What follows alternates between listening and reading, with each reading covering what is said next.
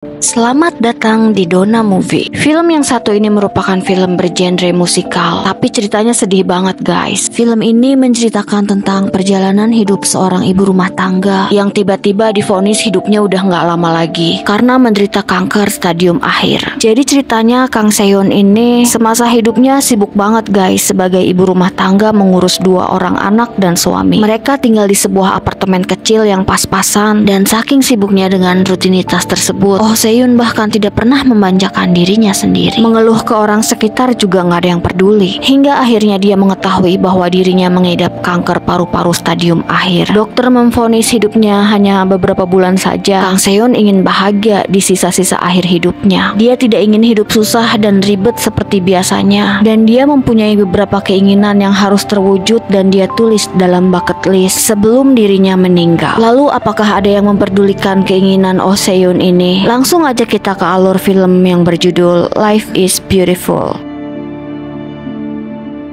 Film dimulai dengan diperlihatkannya seorang wanita yang sedang mengejar bis. Wanita tersebut bernama Seon. Seon merupakan seorang ibu rumah tangga yang sibuk. Untuk merias diri pun dia tidak sempat. Hari itu Seon pergi ke rumah sakit menggunakan bis untuk melakukan pemeriksaan medis. Tapi ternyata Seon yang pergi sendiri diminta oleh pihak rumah sakit untuk ditemani wali, yaitu suaminya. Sang suami sudah sampai rumah sakit dan nama Seon sudah dipanggil. Tapi Seon belum sampai juga ke rumah sakit karena dia salah naik bis.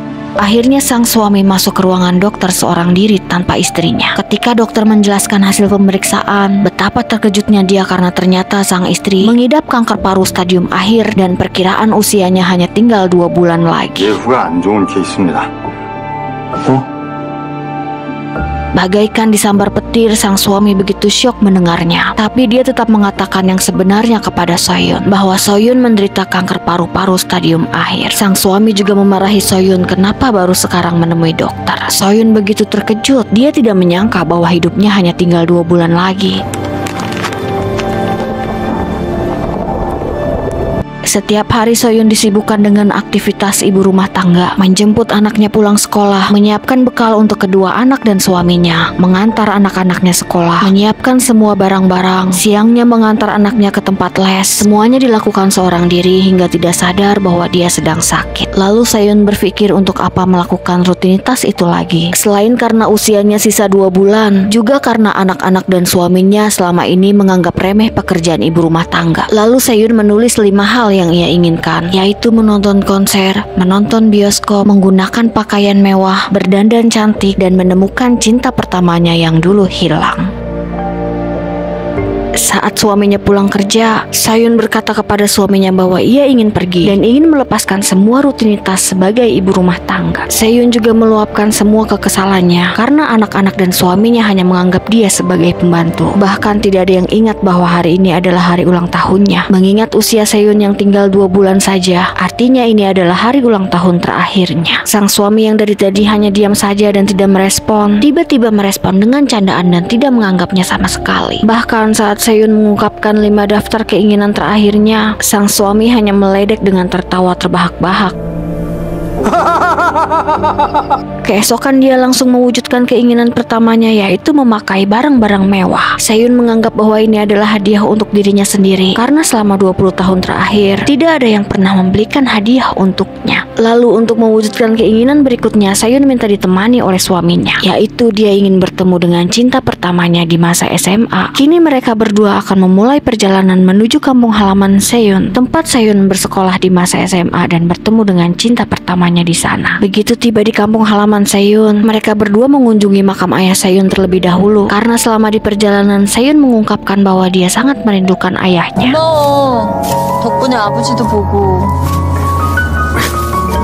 Akhirnya mereka berdua tiba di tujuan, yaitu sekolah SMA, di mana tempat dulu Seon bersekolah, dan film berpindah ke masa lalu Seon pada saat Seon masih bersekolah. Pada waktu itu adalah untuk pertama kalinya Seon bertemu dengan cinta pertamanya, yaitu siswa yang bernama Park Junwook.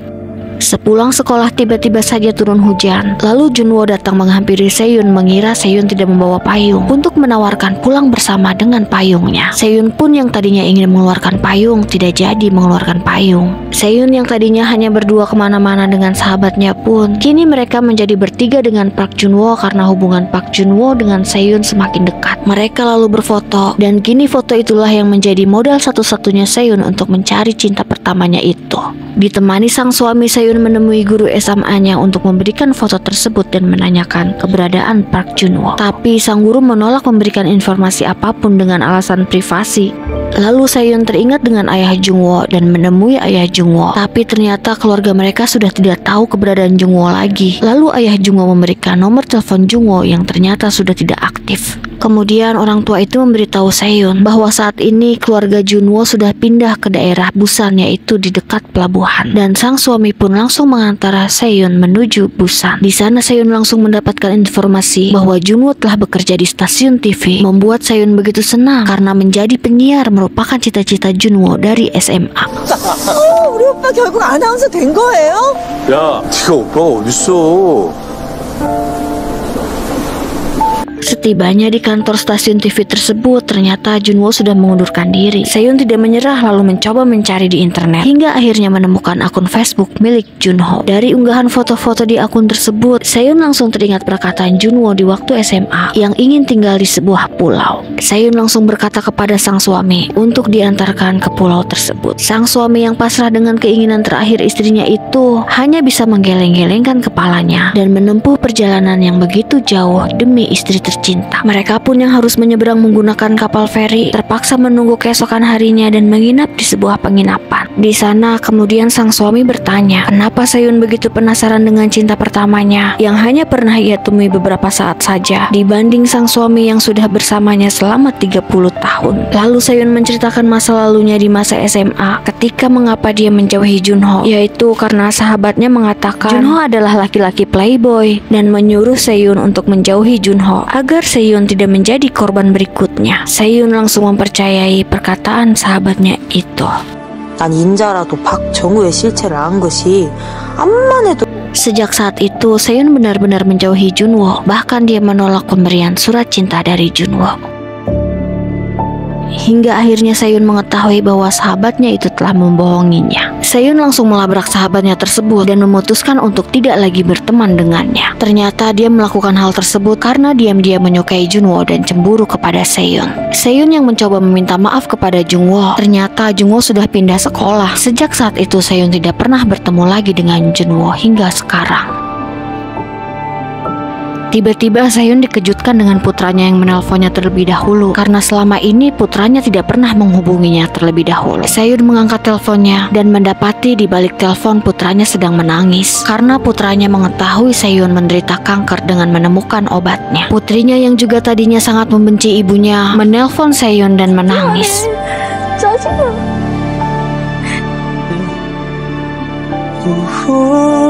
Besok paginya Seyun menempuh perjalanan panjang untuk menemui Junwo. Hingga akhirnya mereka menemukan alamat Junwo. Tapi di rumah Junwo dia hanya bertemu dengan adik Junwo dan dia mengatakan bahwa Junwo telah meninggal. Adik Junwo juga mengatakan kenapa baru datang sekarang karena semasa hidupnya ternyata Junwo juga sedang menunggu cinta pertamanya. Mendengar hal itu membuat Seyun semakin sedih. Hingga akhirnya adik Junwo memberikan sepucuk surat dari Junwo untuk cinta pertamanya. Namun setelah membuka surat tersebut, Seyun sangat terkejut karena cinta pertama Junwo bukanlah dirinya melainkan sahabat Seyun sendiri. Mendengar kenyataan tersebut membuat sang suami di sebelah tertawa terbahak-bahak dan meledek Seyun yang ternyata selama 30 tahun hanya bertepuk sebelah tangan. Mereka berdua lalu pulang, tapi dalam perjalanan pulang Seyun terjatuh. Sang suami menggendong Seyun dan dalam kondisi Seyun yang lemah, suaminya mengungkapkan apa yang sebenarnya dirasakan suaminya saat mendengar Seyun sedang sakit. Dia mengatakan yang sebenarnya mengapa tidak bertanya apapun kepada Seyun karena sang suami sangat ketakutan dan dia belum siap untuk kehilangan istrinya tersebut.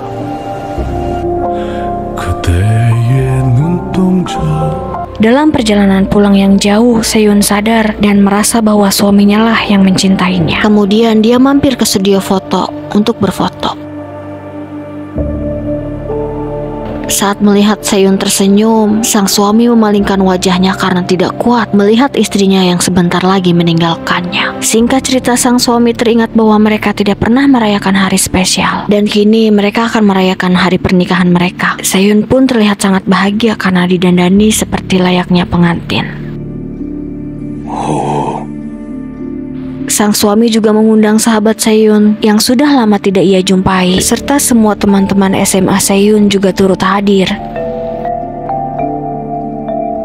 Pesta yang tadinya penuh dengan sukacita mendadak berubah menjadi sedih guys, ketika Seyun berterima kasih kepada orang-orang yang dicintainya serta berpamitan dan juga menitipkan kedua anaknya saat nantinya Seyun sudah tidak ada. Seyun juga mengungkapkan kepada sang suami bahwa sebenarnya sang suaminya lah yang merupakan cinta pertamanya. Seyun juga mengatakan bahwa hidupnya sangat indah karena ada sang suami di sisinya. Kemudian dia teringat masa mudanya saat bertemu dengan sang suami. Dia merasa sangat bahagia, apalagi setelah dikaruniai 2 orang anak, membuat hidupnya lebih bahagia. Kemudian scene berpindah memperlihatkan kesibukan sang suami setelah kepergian Seyun untuk selama-lamanya. Terlihat sang suami menggantikan semua tugas Seyun dan dia baru merasakan ternyata beginilah rutinitas yang dikerjakan Seyun sehari-hari di rumah. Sang suami yang sangat merindukan Seyun hanya bisa memandangi foto Seyun dan berkata, "Apakah kamu tiba di sana dengan selamat dan jangan sampai salah naik bus lagi." Kini sang suamilah yang akan melanjutkan daftar keinginan Seyun